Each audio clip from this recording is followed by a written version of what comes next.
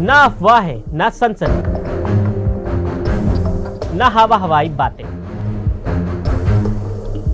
सत्य और तथ्यों के साथ खबरों की तह तक।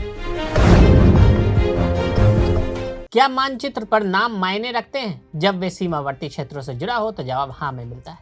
चीन एक ऐसा देश है जिसका दुनिया में कोई एतबार नहीं कर सकता। दुनिया में कोई भी ऐसा सगा नहीं जिसे चीन ने ठगा नहीं। चीन ताइवान पर जबरन कब्जे की फिराक में दशकों से बैठा है। नेपाल से दोस्ती की आड़ में उसके इलाके पर टेढ़ी नजर, हांगकांग की आज़ादी का अतिक्रमण या साउथ चाइना सी में वियतनाम, ब्रुनेई, फिलीपींस, मलेशिया से टकराव, सेनकाकू द्वीप को लेकर जापान से लड़ाई, मंगोलिया में कोयला भंडार पर चीन की नज़र, भारत के अरुणाचल प्रदेश के कई इलाकों का चीनी नाम रखने के बाद चीन की हिमाकत बढ़ती ही जा रही है।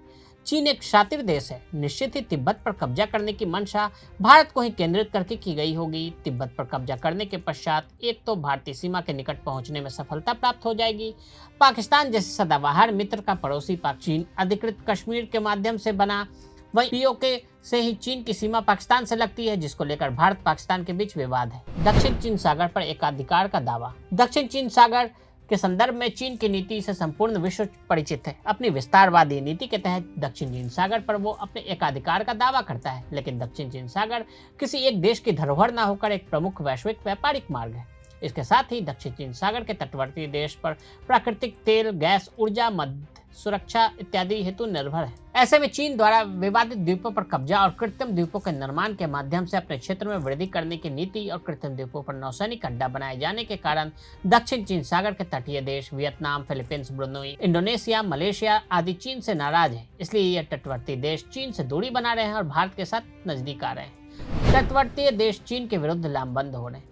चीन की विस्तारवादी मानसिकता के कारण तटवर्ती देश चीन के विरुद्ध लामबंद हो रहे हैं। इस प्रकार दक्षिण चीन सागर में चीनी वर्चस्व चीन को न केवल महाशक्तियों से अपितु उसके पड़ोसियों से भी दूर कर रहा है। भारत, तिब्बत और भूटान की सीमा पर देखें तो चीन भूटान के भूभाग को हड़पने की नीयत के कारण सीमा पर तनाव जारी है। दरअसल तिब्बत की तरह भूटान को छोटा और कमजोर राष्ट्र समझकर चीन की मंशा उचित प्रतीत नहीं होती। डोकलाम के संदर्भ में विवादास्पद नक्शे को जारी कर चीन ने उस भूभाग को अपना बताकर मंशा जाहिर कर दी। भूटान सरकार का भारत के साथ सुरक्षा समझौता है। ऐसे में भूटान की सुरक्षा का दायित्व भारत सरकार के पास है। भूटान की रक्षा भारत क्यों करता है? तिब्बत की दुर्दशा देखकर भूटान ने भारत से कहा कि आप हमारी सुरक्षा की जिम्मेदारी ले लोगे तो हम आपको सुरक्षा की जिम्मेदारी देंगे। विदेश नीति, संचार व्यवस्था, सेना, सब कुछ आप ही संभालो। भारत ने हामी भरी और भूटान की सुरक्षा भारत करता है। हम ऐसा इसलिए करते हैं क्योंकि चीन पर हमें बढ़त मिल सके।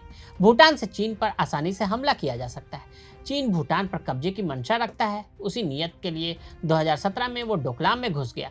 भारत और चीनी सेनाओं के बीच 73 दिनों तक आमना सामना हुआ। भारत की आज़ादी के बाद भूटान के साथ एक संधि हुई थी। इसके तहत भूटान के आंतरिक मामलों में कभी भी हस्तक्षेप नहीं करेगा, लेकिन यहाँ के विदेश नीति पर हमेशा दिल्ली का प्रभाव रहेगा। अगर आप भी लेना चाहते हैं देश दुनिया की तमाम जानकारी तो आज ही सब्सक्राइब करें हमारे चैनल को। साथ ही नीचे दिए बेल आइकन को जरूर दबाएं ताकि हर अपडेट आप तक पहुंच सके।